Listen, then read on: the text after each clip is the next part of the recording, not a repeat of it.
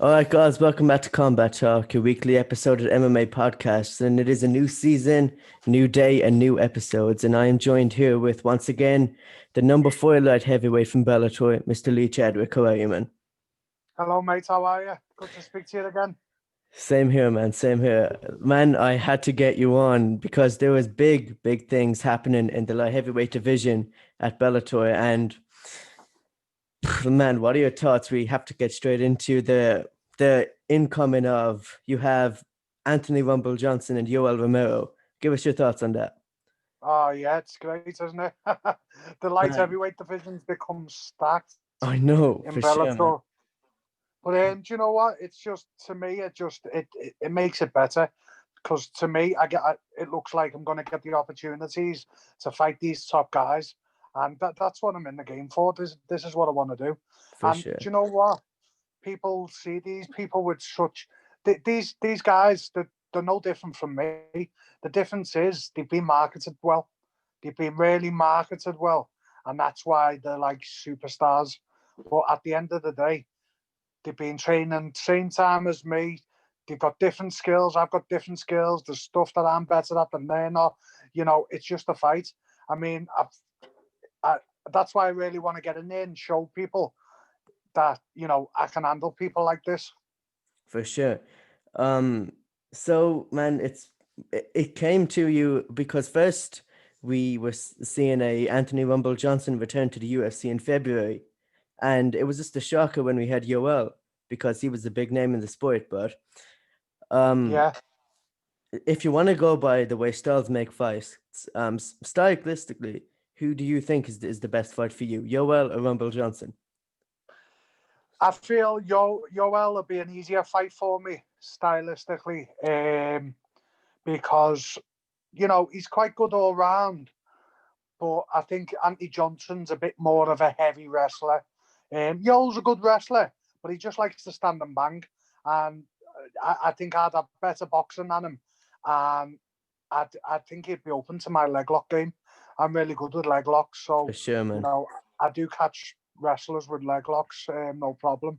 But like I say, they are elite at what they do, and that's why I want to test myself.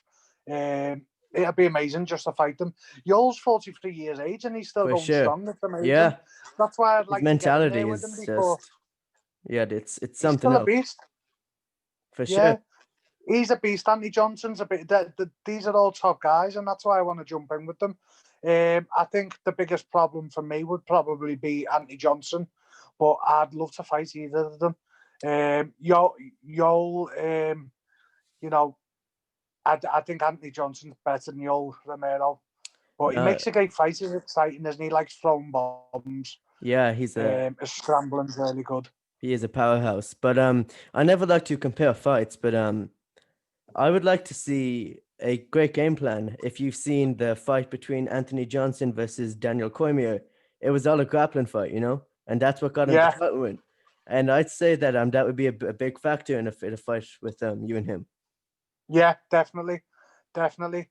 I think Andy Johnson's hands. He's got heavy hands, for but sure. he's not very technical. I mean, when I throw shots, they look like bombs. But me boxing, I have got decent boxing when I box properly. But in the cage, it's different. Cage boxing and normal boxing's two different things. You For know what I sure. mean? The punches are different. You've got to throw them different, and a lot of the time you use the punches just to set up other things. Yeah, man. And when we're breaking down these fights, like for an example, your last fight, like you were switching it up every time when you were looking up for openings every time you were near the cage, you went for the takedown, you were pushing him to the cage, but you're striking. And it's not easy to submit a black belt at jiu-jitsu. No, that's it. That's it. And it got me my brown belt. I Oh, did got it? got Oh, um, really? got gifted my brown belt 2 days ago off my coach. But Congratulations, man. but you know what? I've done my belts late because I've been grappling for 16, 17 years. But I've only like been wearing a gi for like half of that. So that's why I've only just got graded as a brown. But I've been competing on top grapple shows and fighting black belts for years now. I mean, I've been beating up purple belts was beating up purple belts 10 years ago. So Nice. I do class myself as black belt level. When I won the world title in Cage Warriors, Victor Cheng, he's a black belt. So I never submitted him, but I mean, I'm hanging with black belts all the time. So I knew if I got him down and I got the Brazilian, I got on top of him. I knew that's my game. Yeah, what is it? I've got a heavy Wasn't competition. sorry for the interruption. But Sorry. wasn't it an triangle that submitted him? Yeah, but what I done is I beat him down for a bit because he was tired. I just kept on with the ground and pound, kept with the positioning, following his hips so he couldn't hip switch and armbar or triangle. I just stuck everything, kept everything tight, and then I slowly crawling up his body. And how I got the arm triangle was I waited till his guard went soft.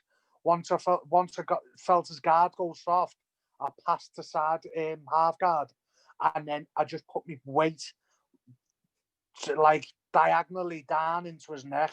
So I posted my hips up a bit, and I had all my weight going into his neck. And then when he tried to turn to get up, I face barred him, but that gave me the position to start working that choke. That's why it was so tight. Because a lot of people are saying he shouldn't have tapped from that position because it was an arm triangle from half guard. But until you're in it, you don't feel how tight you can make it from that position if you know what you're doing. And I'm a submission wrestler by trade, so I've got a heavy side control game. Do you know what I mean? So that's For where sure. I usually get my submissions. Yeah, well, as much as we like for an example, you now see Yoel and Rumble Johnson in the light heavyweight division, and as much as I don't want to see it, we don't want the Bellator rankings right now just to go by name. We want to see it by skill. Personally, where do you see the light heavyweight division going? Do The you light heavyweight division going. yeah, do you see maybe a Yoel versus Rumble winner gets a title shot, or how do you see this going?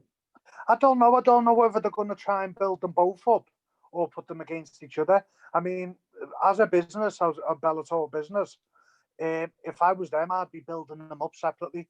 Do you know what I mean? For Wouldn't sure. stick them in with each other straight away because one of them's going to lose, and it just you want to keep the stock high, don't you? For So sure. I don't think I can't see Bellator putting them together. I think they should be giving them other fighters, different fighters from Bellator, get them all built up, then do a light heavyweight tournament as they do. Yeah. Imagine Yoel Romero, Anthony Johnson, Nemkov, Oh, and a man. few other top guys, And hopefully myself, yourself. Yeah. in a bloody light heavyweight tournament in Man. another year or two. It'll And be amazing, wouldn't it? yeah, and you have to think about this. Yoel Romero was a middleweight. He was fighting at 185. Yeah, Yeah, so exactly. I think Andy Johnson would be. Mind you, Andy Johnson fought at like welterweight, didn't he? yeah, he was a middleweight, and yeah, he was Welterweight, middleweight, light heavyweight. It's exactly, crazy. yeah. How the hell he made that weight, I don't know. It's the same as So Jared Cannonier. The two of them, they just make weights like that. I don't see how it happens. yeah, So yeah, so you go on about that. So for your next fight, especially, you made a statement at Bellator with your dominating win. You've made the top five. Do you see yourself in but the mid to the end of 2021 with a title shot? yeah, I hope so. I'm open to like this year's been crazy for everyone, hasn't it? Oh, for So I've only definite. had one fight, but I'm open to get at least three in next year. It'd be nice. And I want to. Do you know what my goals for next year is? To fight in America because I want to get. I've got my visa. Oh, nice. I want to fight in America, and I want to fight a big name. And along that way, by the end of the year, should be looking in title contention or light heavyweight tournament. But my main things is to get to America and fight one of the top guys next year and get 2 or 3 wins in next year. That's what I really want to do. And then the belts will just come. The belts will just come with those goals. It's all about small goals. I For just sure. want one. I'm thinking one fight at a time. The overall goal is there, but at the minute, my first thing is to get in again, and hopefully against a big name. If not, sometime this year, fight one of the top boys and get me like really, really project myself out there. Do you know what I mean? Yeah. Do you see do you have a certain fighter in mind in case they might see this? Well, I'll fight anyone. Whoever they give me, light heavyweight, there's loads of top guys. I'll fight any of them. I'm happy for any of them. But I would love to fight one of the UFC guys that have come over just For to sure. get myself out there. So obviously, Andy Yeah. Johnson, Yoel Romero, Corey Anderson. Oh I'd love one yes. of Oh them. yeah. I forgot I'd about love that. Ryan Bader. There's loads of top guys there to fight. There's even Phil Davis. Oh, for It's sure. stacked. Yeah, it just goes by that, and I'm very excited to see where this goes in the future. We've seen it. So your plans for 2021, does it go by a title shot? But just out of the combat world, do you have any plans for the next year? The next year out of the combat world, no, just all I'm doing is trying to better myself, get myself better.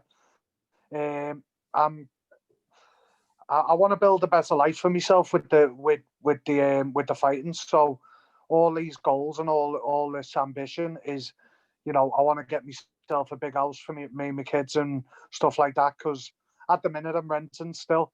I've got a nice Mhm. home, but I want Yeah, to I want to finally get somewhere with my career, and it's going well at the minute, but I know I've got more to give, and I want to get out there more. I want to build myself up the right way.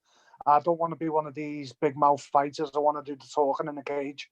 So I want to start progressing in the gym. There's quite a few things I'm working on to make myself more exciting. So when I go out there, I'm getting these knockouts, getting the submissions, I've already started with the top submission. So I'm working on a lot to make make me fight and do the talk more when I get in the cage. So that's the goal, just to get better and better next year, and to get noticed more, get a bit more coverage.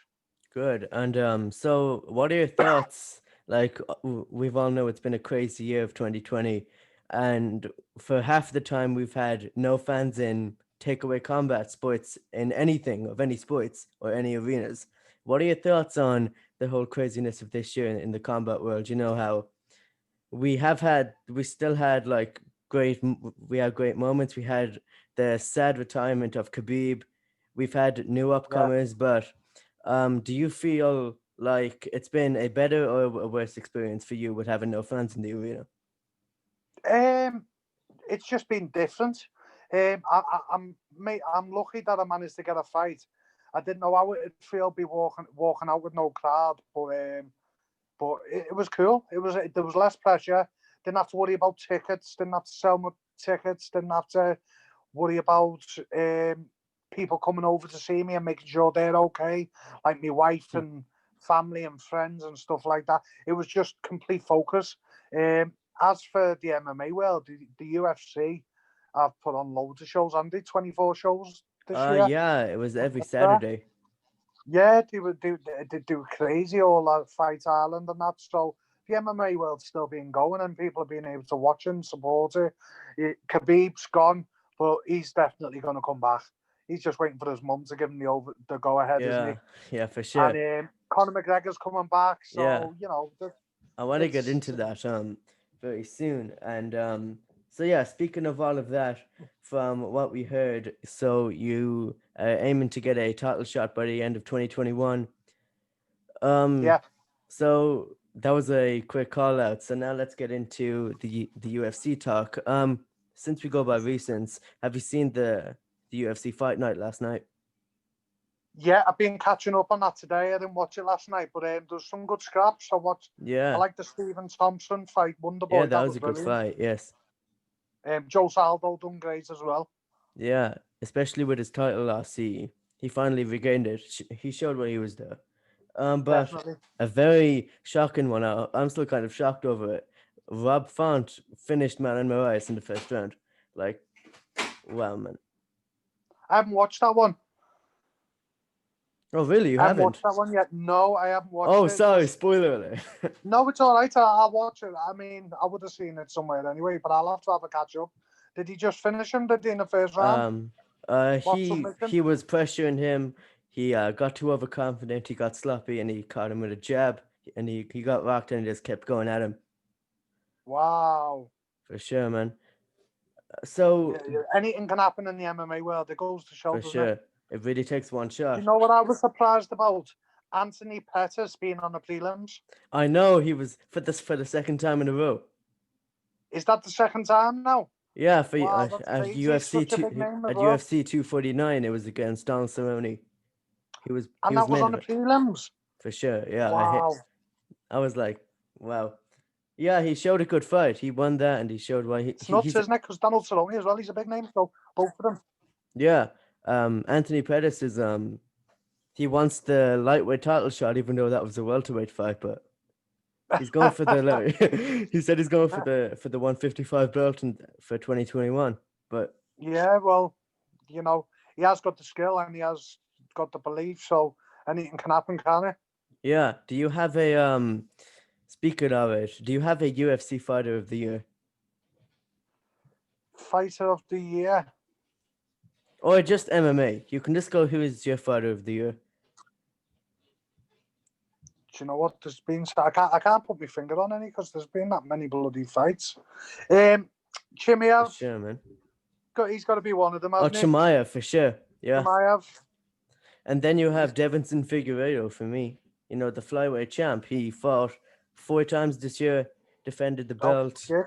in 20 days. Yeah. Do you know what? Yeah, I watched his last fight. He was That brilliant. was a He's great really fight. good, isn't he? Yeah, it was a boss close fight, and the guy was coming for him, wasn't he? Brandon Moreno, yes. Yeah, I love that fight. Yeah, Who did you have really good winning? fight. Because it turned out to be a draw. Do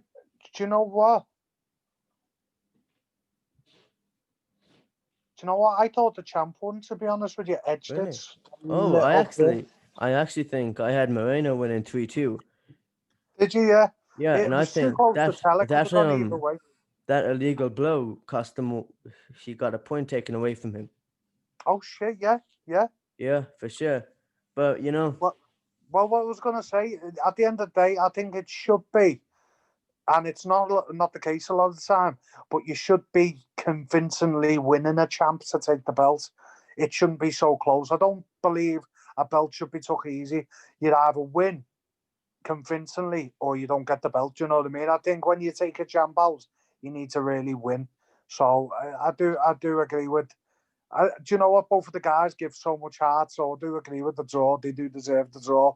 It's a yeah, win for both of them. He doesn't lose the belt, but he got to show. The other guy got to show he was world class. it is a So they definite were both rematch for happy. 2021. Well, Definite that's it. rematch. They're getting a rematch. They're getting paid again and all that. So it's good for them. Really good.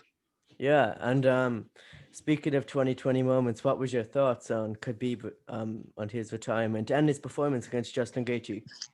Oh, he done with Justin Gaethje what he does with everyone else. He's unreal, isn't he? Yeah, I was surprised. I mean, I thought, well, I wasn't surprised. I knew it had happened because he's just everyone who's come up against him. Everyone said, "Oh, we could be the one," and he just takes them apart. His wrestling is just too good, for far sure. too good. I remember And there's not going to be anyone that's going to take him out anytime soon. I remember watching it, man, and those leg kicks were lethal. I was like, he's eventually gonna feel it, you know. Yeah, But it was Justin Gaethje is a beast as well. yeah. It took me a few times to actually like watch what was happening. Every time he would throw a leg kick, he was leaving his waist open for the takedown. And Khabib, he was pressuring him, and I Yeah. had Khabib winning the first round, and I think Gaethje won 2-1 on the first round, which I didn't really see that happening because the way takedowns and ground control does a lot, you know. Sorry, you cracked up then, mate. You didn't. There's him going funny. Sorry, can you hear me? Your signal okay? Should be fine now. Yes, Yeah, can you hear up? is this okay? Can you hear me? Yeah, I can hear you. It's just cracking up a little bit. That's all. Oh yeah, it's so good. Anyways, I was going on about how the People in mentality. the first round. Yeah, yeah. Who did you have winning that first round? Because like the way ground control is with judges, they give that a lot of points.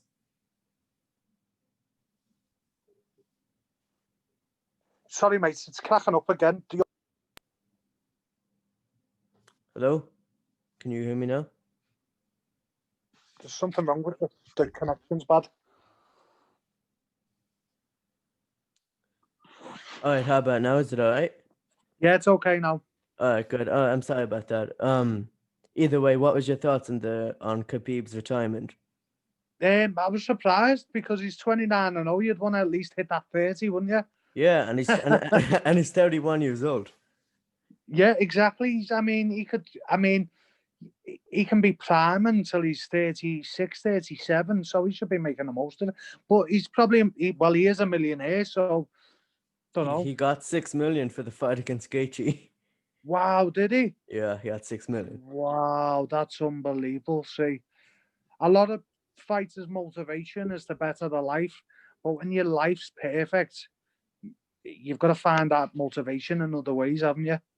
For sure. And we're going on moments. Do you think that we will eventually see a Khabib return? Yeah, definitely, definitely. You can tell he's itching to come back. He's just waiting for his mum to agree for him For because sure. obviously he's loyal and he doesn't want to upset his